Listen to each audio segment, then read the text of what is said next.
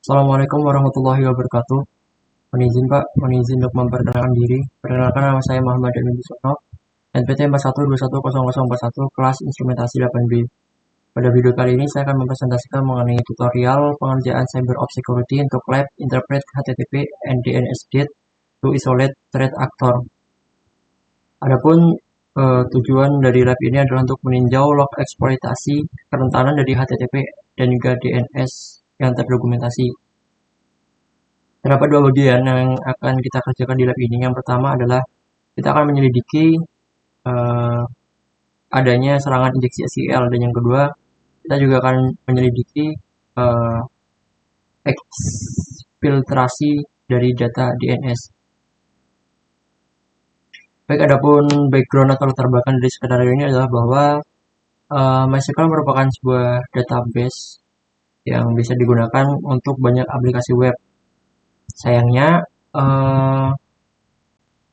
injeksi SQL itu menjadi teknik peretasan web yang sangat umum, dan hal tersebut merupakan sebuah teknik injeksi di mana para penyerang itu bisa mengeksposi pernyataan SQL untuk mengontrol uh, server database dari aplikasi tersebut.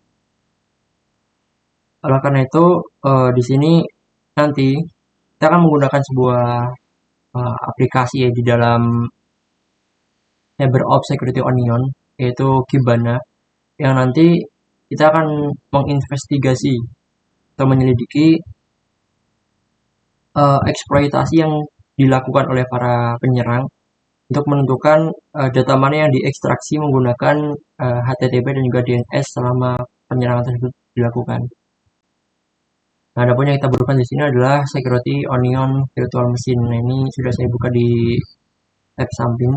Kita mulai masuk ke bagian satu. Yang pertama kita akan menyelidiki serangan injeksi dari SQL, dari SQL. Nah, pada bagian ini kita akan menyelidiki eksploitasi yang melibatkan akses yang tidak sah ke informasi sensitif yang disimpan ke dalam web server. Kita di sini akan menggunakan Kibana. Untuk langkah pertama, kita akan mengubah terlebih dahulu time frame ya. Di sini kita mulai dengan masuk ke Onion. Nah, ini saya sudah login dengan username adalah analis dan password yang digunakan adalah CyberOps. Lalu kita akan masuk dan memasukkan komen sudo status untuk mengecek status dari service kita, layanan kita. Kita akan buka terminal terlebih dahulu. Oke, di sini kita ketikkan sudo untuk password analisnya adalah CyberOps.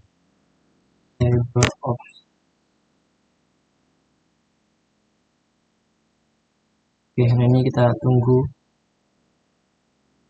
Nah, setelah kita login,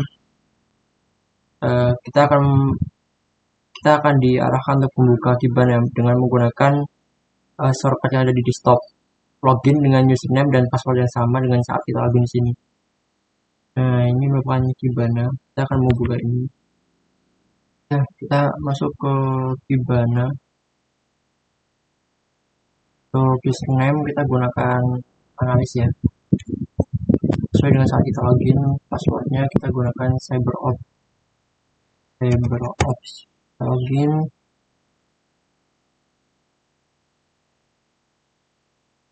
Nah, di Security Onion ini, Kibana itu memiliki banyak dashboard dan visualisasi yang telah dibuat sebelumnya untuk pemantauan dan analisis.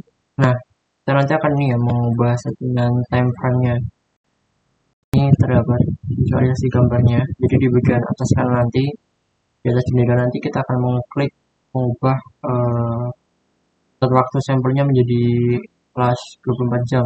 Lalu perluasan rentang waktu ini untuk menciptakan peringatan yang menarik. Dan kita nanti akan setting serangan ini di tahun 2020 bulan Juni, karena target serangan ada di bulan itu.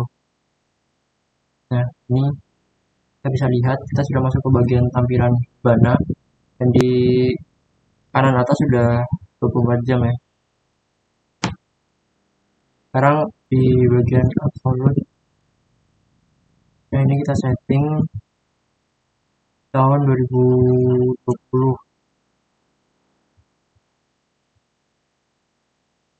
Tahun 2020 di bulan Juni dari tanggal 1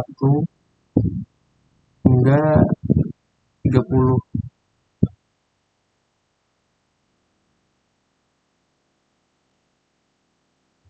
Juni tanggal 30. Nah, seperti ini. Oke, sudah men-setting waktunya dari tanggal 1 2020 hingga 30 Juni tahun 2020 juga. Nah, ini merupakan tampilan dari number of clocks. Lalu kita masuk ke step selanjutnya. Ini kita notice di bagian jumlah clock ya untuk seluruh bulan Juni. Sini kita lihat bahwa jumlah log yang masuk di bulan Juni itu adalah 136 log di dashboard kita. Nah, oke, kita langsung masuk ke bagian step kedua, di mana ini merupakan bagian untuk memfilter lalu lintas HTTP. Nah, disebabkan karena banyak pelaku ancaman yang menilai data yang disimpan di server web ini, maka filter HTTP itu digunakan untuk memilih log yang terkait dengan lalu lintas HTTP. Nah, kita akan memilih HTTP di section ini. Oke, lalu kita akan scroll dan di sini terdapat pertanyaan ya. Pertama, what is the source IP address? Berapa alamat IP di source sumbernya? Scroll, kita akan cari. Dan ini merupakan source IP address. Nah, untuk source IP address kita bisa jawab 209 265 200 227. Lalu untuk destination IP address di sini kita bisa lihat ini merupakan destinasinya 209.165.200.235. Untuk destination portnya yaitu 80.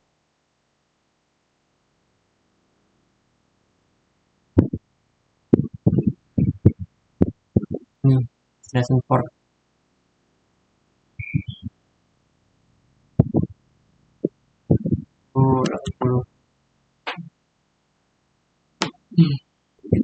Terdapat beberapa pertanyaan lagi. Pertama adalah what is the timestamp of the first result? Atau waktu dari hasil yang pertama. Nah, kita lihat. Yang pertama timestampnya adalah yang ini ya. Jadi serangan tuh terjadi pertama kali pada Juni 12 Juni 2020 pukul 21.30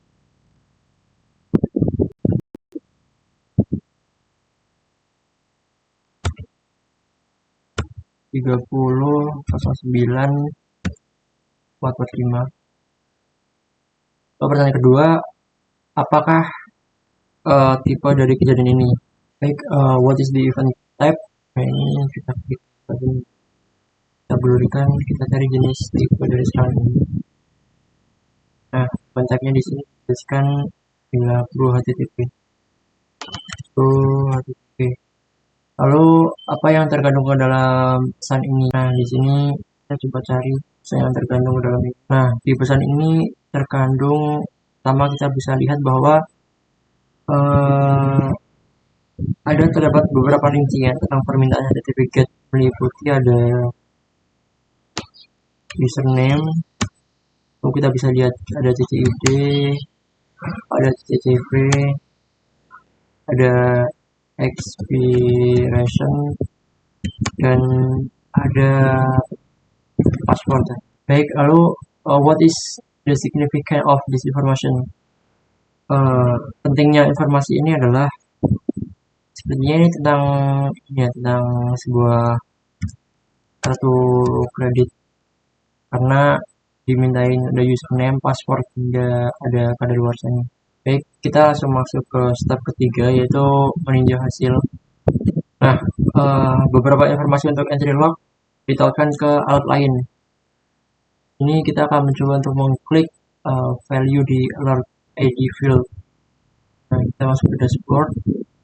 Lalu kita akan lihat ID-nya. Nah, ini alamat ID-nya. Kita bandingkan dengan ID yang sini sama ya. Antara ini dengan yang ini. Nah, hasilnya akan terbuka di tab peramban web baru dengan informasi dari Capmi. Kita akan coba buka ini.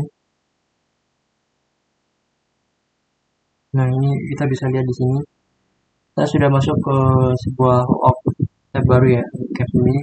Jadi Capmi ini merupakan web interface atau antarmuka dari web yang memungkinkan kita untuk bisa melihat transkrip PCAP. Nah, teks biru yang di sini itu berisikan teks berisikan sebuah HTTP request yang dikirimkan dari sumber SRC. Sementara teks merah di sini respon dari server web tujuan dari DST ini. Di bagian log entry section, nah sini di bagian ini ya, yang di blok warna biru ini, yang ada di awal transkrip. Nah, coba kita perhatikan ini bagian username, union, select hingga ke password. Ini ya, username ke password. Nah, ini menunjukkan bahwa seseorang mungkin telah mencoba untuk melakukan penyerangan. Someone may have tried to attack web browser menggunakan SQL injection to bypass authentication. Lanjut, kita masuk ke bagian D, di mana coba kita akan mencari find keyword username di transkrip ini menggunakan Ctrl F. Coba akan ketikkan username. Sini kita bisa melihat kapan saja username ini. Ini kita bisa melihat di mana istilah nama username itu digunakan di antarmuka web ini. Oke, lalu ada pertanyaan. What do you see? Apa yang kamu lihat kemudian dalam transkrip berkenaan dengan username ini? Baik, yang bisa kita lihat setelah kita mencoba untuk mencari berkenaan dengan pengguna, sepertinya terdapat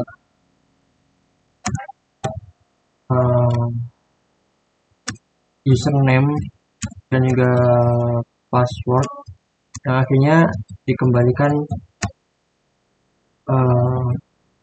karena respon dari permintaan HTTP GET-nya tadi, HTTP GET ya. Nah, ini bisa kita lihat di beberapa username terbawah ya. Nih. Di sini kita bisa lihat ada informasi mengenai username, ada username. Ini bisa kita lihat username-nya adalah ini. Ini bisa kita copy. Nih. 4444.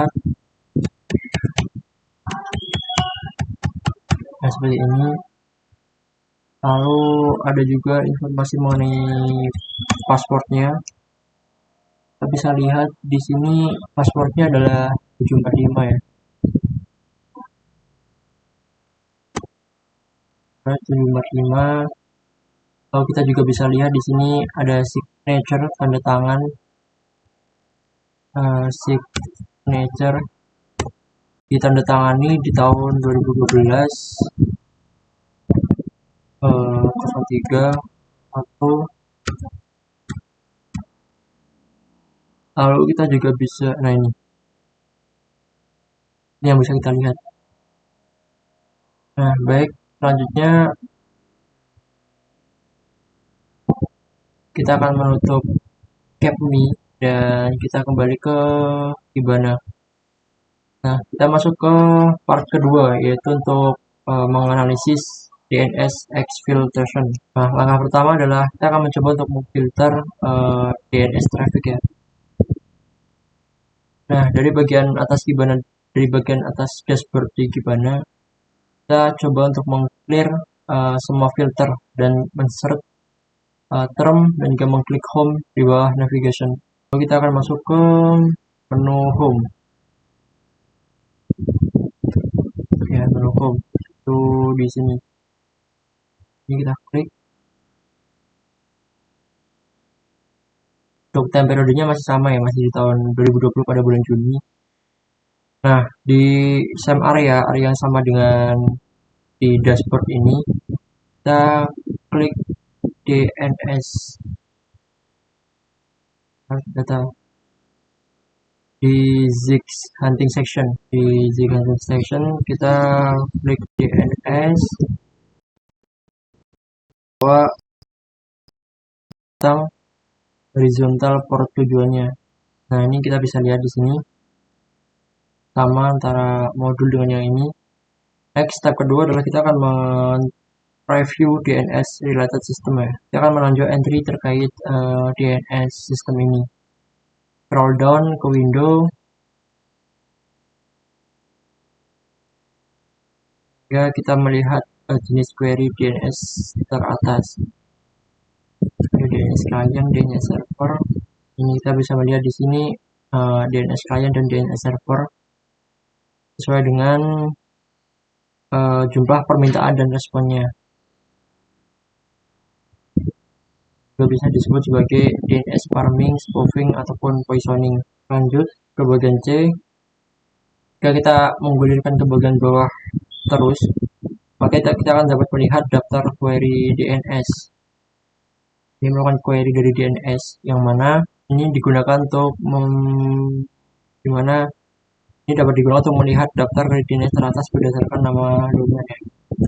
Perhatikan bagaimana beberapa query memiliki subdomain yang sangat panjang yang dilampirkan ke nsexample.com. Kita akan meng-scroll kembali ke bagian atas dan masukkan com di bilah pencarian. Masukkan example.com di search bar. Oke, searching di sini. Coba kita ketikkan example.com dan klik update. Nah, di sini coba kita perhatikan bahwa jumlah entry dan block akan menjadi lebih sedikit. Sampai.com. Nah, iya ini. Kita bisa lihat bahwa yang awalnya adalah berjumlah 22 log, sekarang berkurang menjadi 4. Ya, hal ini terjadi karena tampilannya itu, display di tampilan itu terbatasi.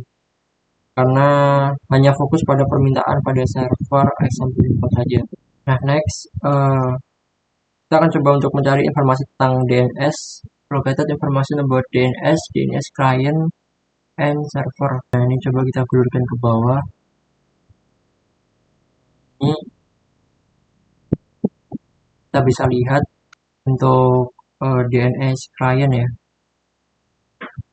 DNS client IP-nya adalah 2.168.0.11.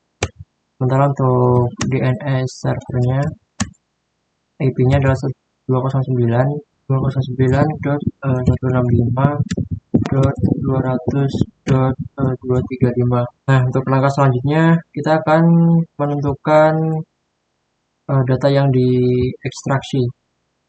Determine exfiltrate data. Kita akan coba untuk scroll ke bawah dan melihat entry log. Nah, ini ya, entry log kita.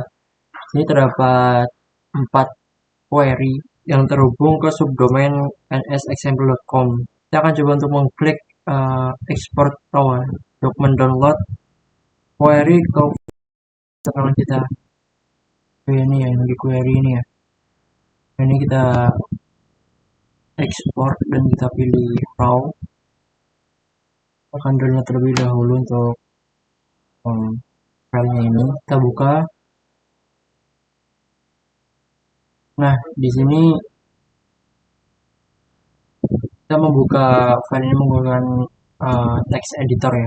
Mengedit file dengan cara menghapus beberapa teks di sekitar heksadesimal string dan hanya mensisihkan karakter heksadesimal. dan misalkan seperti itu. Nah, ini kita coba hapus untuk ini, kita hapus juga, kita hapus,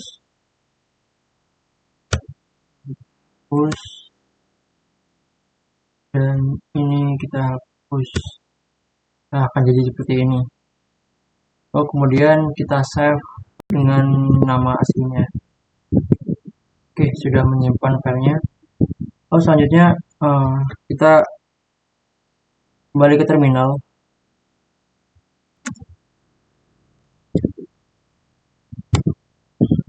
Nah, ini jadi download. Ininya harus ada spasi dari STXT. Nah, setelah ini kita akan menggunakan comment chat yang fungsinya adalah untuk menampilkan konten secret ke console.txt. Nah, di sini kita tuliskan chat secret.txt confidential document. Don't share this document contains information about the last secret page. Lalu di sini terdapat 3 pertanyaan. Yang pertama, apakah subdomain dari kode DNS merupakan subdomain? Jika tidak, apa teksnya? Jadi tulisannya adalah confidential document load don't share and document contains information about the last security breach. Oke, untuk pertanyaan selanjutnya, apa implikasi hasil ini terhadap permintaan DNS? What is the larger? Apakah makna yang lebih besar? Secara keseluruhan bahwa ini menunjukkan bahwa permintaan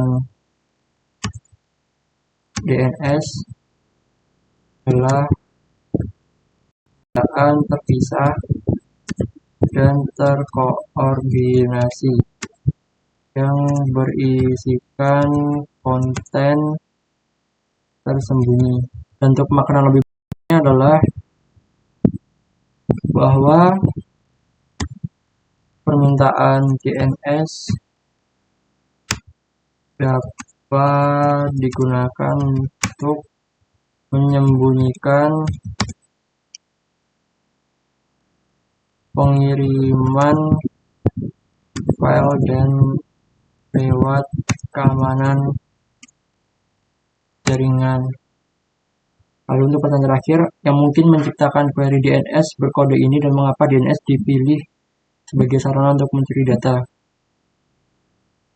Yang mungkin adalah malware untuk menciptakan permintaan ini dengan menelusuri dokumen-dokumen di host. Dan mengapa DNS ini dipilih sebagai sarana? Karena permintaan DNS ini sangat umum dikirim dari jaringan ke, jadi mungkin tidak terpantau. Baik, mungkin sekian ya tutorial mengenai pengerjaan untuk NetaChat Cisco Cyber Security untuk Web Interface HTTP dan DNS Data to Isolate Threat Actor.